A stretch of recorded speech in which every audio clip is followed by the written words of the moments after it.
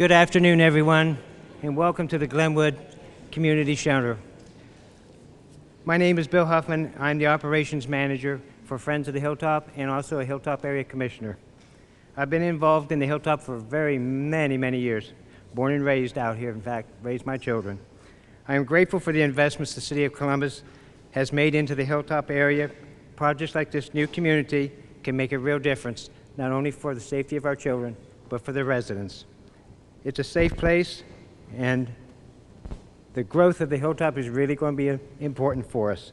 I am pleased that our new mayor has made the neighborhoods like the Hilltop a focus in his administration. It is my pleasure now to introduce to you the Honorable Mayor Andrew J. Ginther.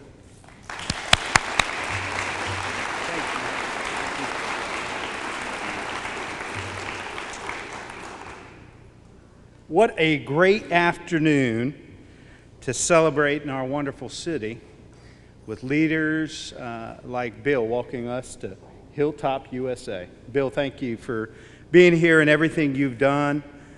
Thanks to all of you for coming out today to one of our crown jewels of this neighborhood, Glenwood Community Center. I said on the way in here, this place looks a little different than the last time we all came together here in Glenwood. I think our folks have done right by this center in this neighborhood, and proud to join you here today. As you can see, we're putting the last touches on this center. It's going to be a fantastic addition to the neighborhood. Glenwood gives a safe place for children in the Hilltop area, as well as a place for the community to gather and hold events. As you all know by now, the top 3 priorities of my administration are neighborhoods, neighborhoods, and neighborhoods.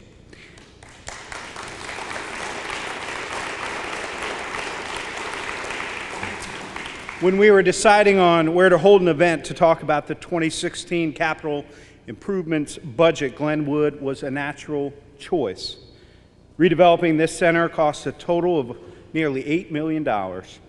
Construction began in 2015 to expand the space to 27,000 square feet with updates to the kitchen, gymnasium, game room, art room, and more. It was the vision of my predecessor and mentor, Mayor Coleman, as well as this outstanding city council. It was a collaborative effort between the mayor's office and council then, and that's something we are continuing to build on as we move into the future. The capital improvement budget we're releasing today shows the strong partnership between myself, our staff and administration, and the outstanding legislative leaders of Columbus City Council. Everything you hear about today represents the way we work together to make the city of Columbus strong and prosperous for every family in every neighborhood. That is our goal, and that is our vision. The $1 billion budget includes $866 million in new spending. I'd like to highlight some of the major projects from selected divisions. Homelessness remains a challenge and a concern for the city, so we've dedicated $700,000 for shelter renovations and an additional $2 million for Faith Mission for the development of a new shelter. More than $22 million is earmarked for public safety, including funds for police and fire station renovations, as well as a new fire station. $7.2 million for housing preservation to help keep more families in their homes, being anchors in our neighborhoods. $21 million for additional investments in public health and other facilities serving on the front line the people of Columbus. $22 million for recreation and parks, including facility renovations, bikeways, and greenway improvements.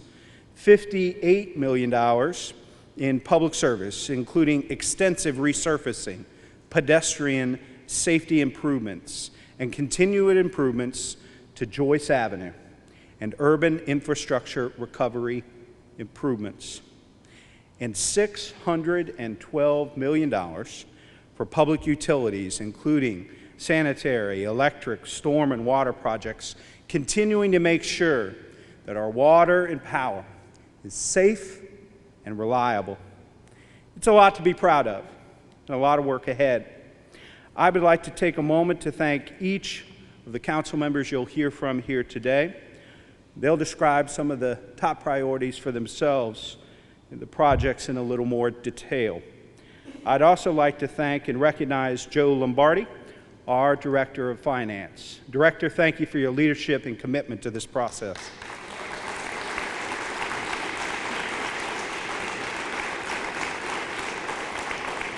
And of course, none of us would be here today without the greatest auditor in all of America.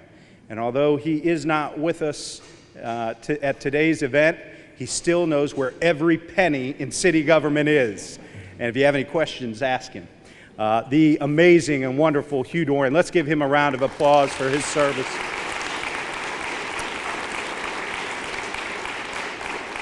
And it is now my honor to welcome and introduce the great leader of City Council, a great partner and friend focused on neighborhoods and safety. Please welcome Council President Zach Klein.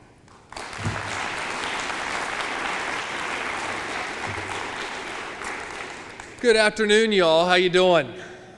Great. It's so wonderful to be here. I mean, I remember, was it 2 or 3 capital budgets ago that we stood over in the gymnasium and you walked in, it was like a 1970s house. It was a split level and you walked in here and you didn't know whether to go upstairs or downstairs. And now look at this beautiful facility we have that the Hilltop deserves. Congratulations. Well, all the Hilltop advocates, I see a lot of them here. Just raise your hand, stand so you can be recognized for all the great work that you do.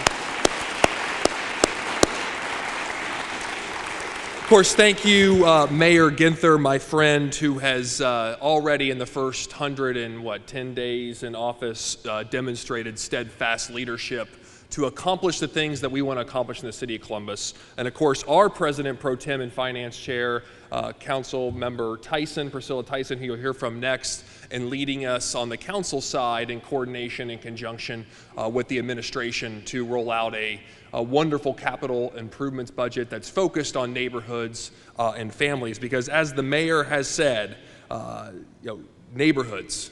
Because when neighborhoods thrive, families thrive, and Columbus thrives. And without investments in neighborhoods, we simply won't have the backbone that's necessary for all of our children and all of our family to succeed. And I'm a firm believer that starts with not only education with our friends in the Columbus Board of Education and the Columbus schools, but also with a strong safety department. And that's why under Mayor Ginther's leadership and Chairman Brown's leadership, we are investing in fire stations, we're investing in police stations, and we're investing in body cameras in order to improve the relationships between community and police. It helps the community and it helps the police. So this is a wonderful budget that's going to make Columbus safer and stronger for all families, really growing up directly through the neighborhood aspect. So Mayor Ginther, thank you for that, and it's my pleasure to introduce President Pro Tem Priscilla Tyson.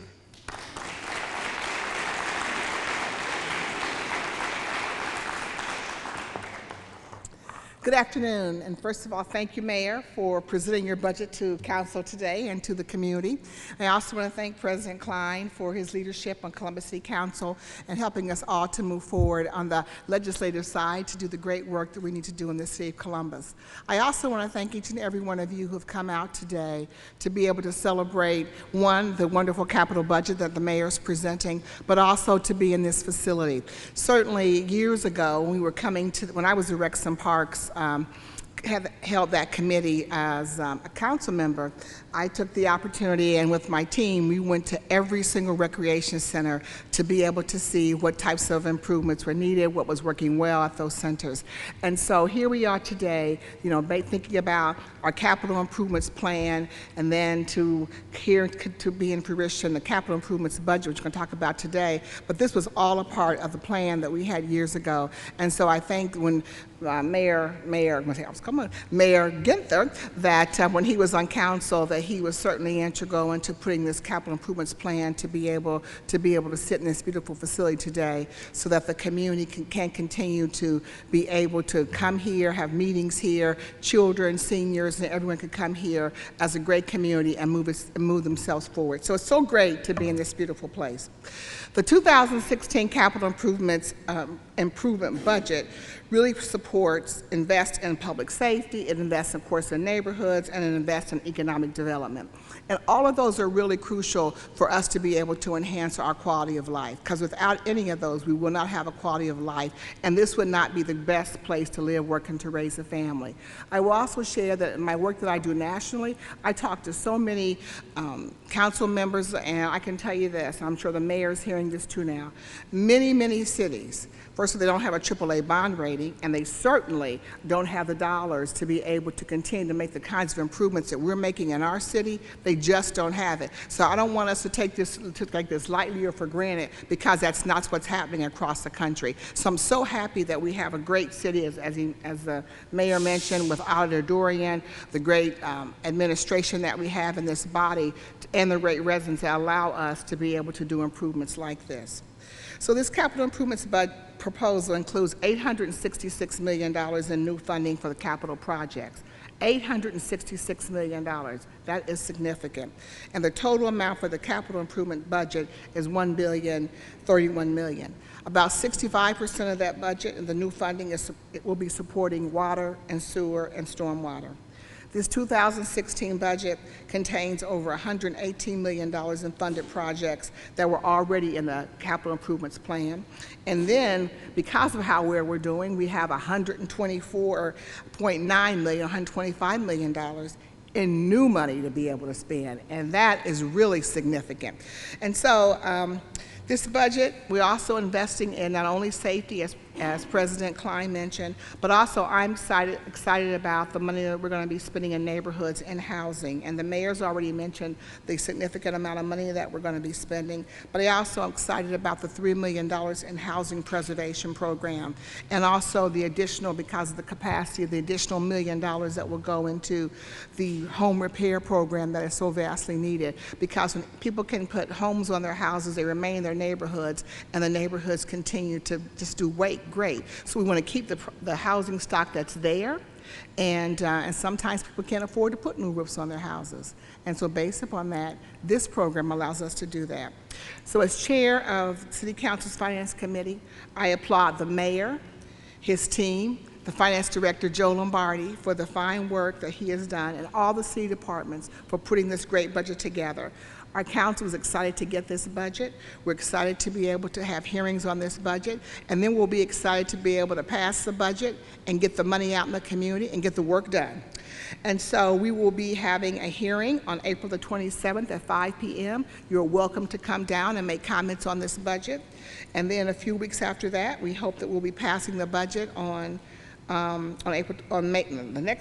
2nd, we'll hopefully pass the budget.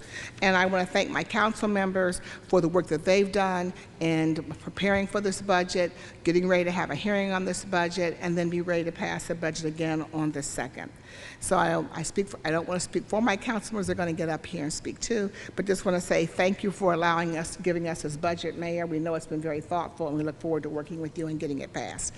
I now want to introduce my council colleague, Councilmember Elizabeth Brown.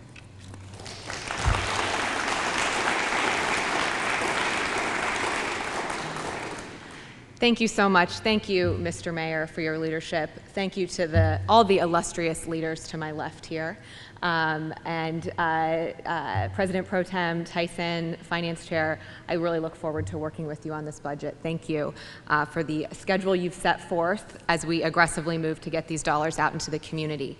I'm Councilmember Elizabeth Brown, and I chair the Economic Development Committee. So I just briefly want to highlight what I think is kind of the greatest unsung hero program that the City of Columbus has, the Urban Infrastructure Recovery Fund, UIRF dollars. These are dollars that the city spends in conjunction and in collaboration with our neighborhoods. Residents, community groups, businesses, and neighborhood stakeholders all come together with the city to say, these are the improvements we want in our neighborhood. Things like street trees and neighborhood beautification.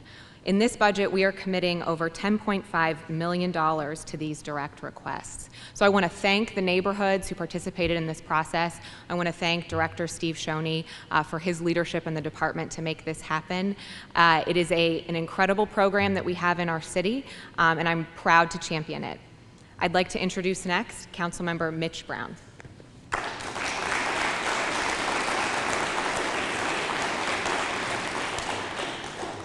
You've heard from my cousin, and now to hear from me. Mayor, Council President, President Pro Tem, thank you very, very much.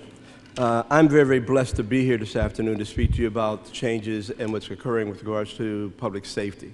We're very fortunate because, thanks to the Council President, we're dedicating more than $13 million for fire and police facilities, including for the first time an expansion for the Division of Fire, $8.5 million to go to a brand new fire station. That's really significant on the far east side. Also, we'll be expanding with regards to a police substation in the far north. These are all changes to continue to deal with the growth of our community and our ability to stay up to speed with that. We're also pleased to announce that we're going to be investing $6 million in fire apparatus and new vehicles. Again, we're very blessed in our city with regards to our fire apparatus and our emergency vehicles, in the sense of our ability to continue to roll them over and make sure that they are constant and able to respond appropriately. So we have to really appreciate that. Council is also going to be investing in technology to keep our firefighters safe. We're going to invest approximately $4 million in self-contained breathing apparatus, SCBAs. Again, it's been an ongoing project that we're going to sustain and continue to maintain with regards to the quality of our firefighters and the responsible work that they do. We're going to continue to install cameras in our neighborhoods. Again, they're a force multiplier with regards to our ability to do the job and to also address the issues of crime, but to keep our police officers safe. And we're preparing for the future with body-worn cameras. We are going to continue to earmark funds for the infrastructure for the body-worn cameras. We're still continuing to work with the administration with regards to policies associated with the cameras, but we will have the infrastructure in place to be able to deal with that, and we're really excited about addressing that concern for our police officers as well as for our citizenry. And with that, let me introduce Councilmember Shannon Hardin, my other cousin.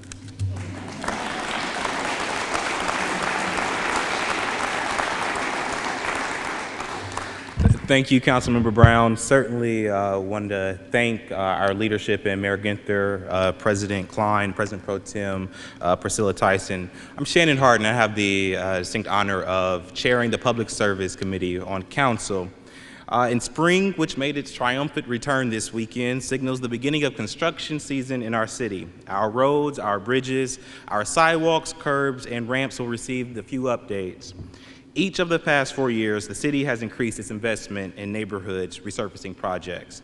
Last year, the city committed $32 million for resurfacing, and this year we are committing $33 million. This is an unprecedented investment in roads, bridges, sidewalks, and curb ramps. We are committing over $5 million to pedestrian safety improvements, separately committing over $9 million to major pedestrian projects here in Linden and here in the Hilltop. Working together, we are resurfacing, paving, and building as many Columbus streets, sidewalks, and curbs as possible, investing in infrastructure to help neighborhoods and businesses thrive here in Columbus. I want to thank you for your support. It takes all of us in this room working together with community leaders, as President Klein pointed out, to get this done and get these resources out into the community. It is my honor to introduce my friend and my colleague, Councilmember Jiza Page.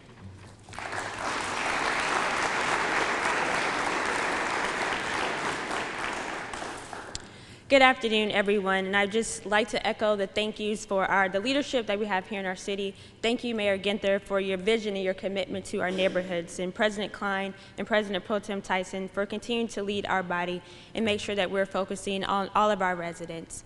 And I'd also like to thank the 3 amazing directors that I work with in highlighting the capital improvements that we're going to do, and that's Directors Collins, Messer, and Shoney. It's been a pleasure working with all of you the past 111 days or so, and I just look forward to really rolling out the projects that you're working to do.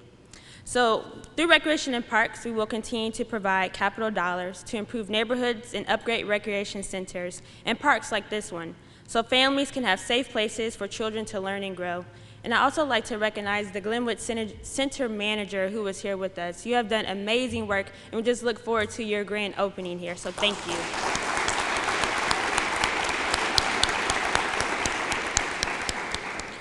Our recreation centers and facilities will receive $8.5 million in renovations, and those without air conditioning can expect to receive $3.1 million for HVAC upgrades. We're also committed to continue to remove vacant and abandoned homes. We have dedicated $3.5 million toward this issue. I'm proud to partner with my colleague, Councilwoman Elizabeth Brown, to help beautify neighborhoods by replacing trees lost to the emerald ash borer, to help build our tree canopy, and to help green Columbus neighborhoods. And finally, we are continuing to invest money in the bike and greenway trails with $4.4 million so that our residents have more opportunities to get outside, get moving, and explore our city. So again, I would like to thank you, and I would now like to introduce my friend and colleague, Councilmember Michael Stenziano.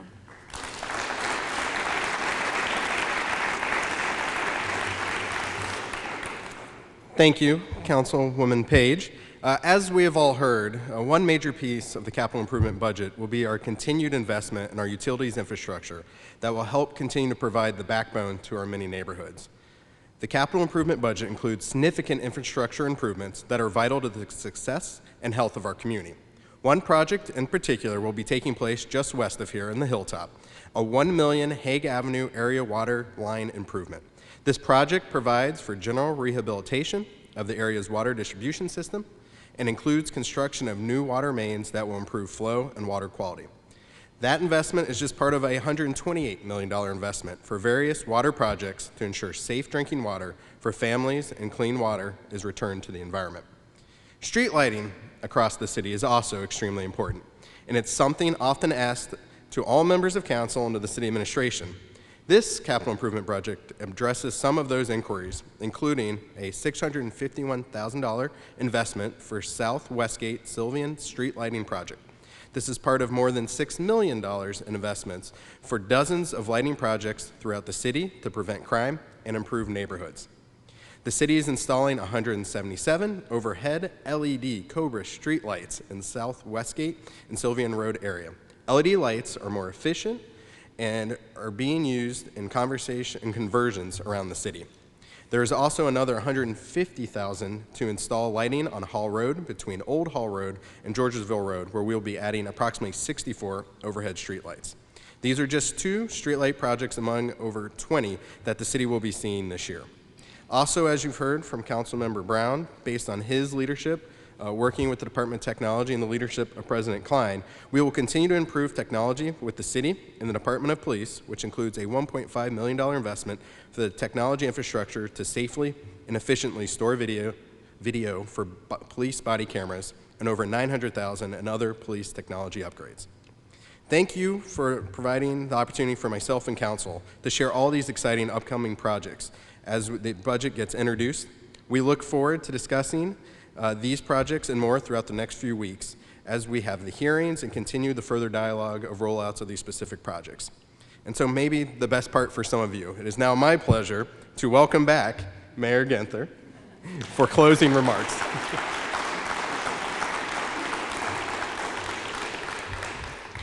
So we thought we were losing a colleague to the state legislature, but we realized that when he took on the new role of state representative, he'd be representing the entire city of Columbus. Nobody works harder for the people of Columbus than State Representative Herschel Craig that's here.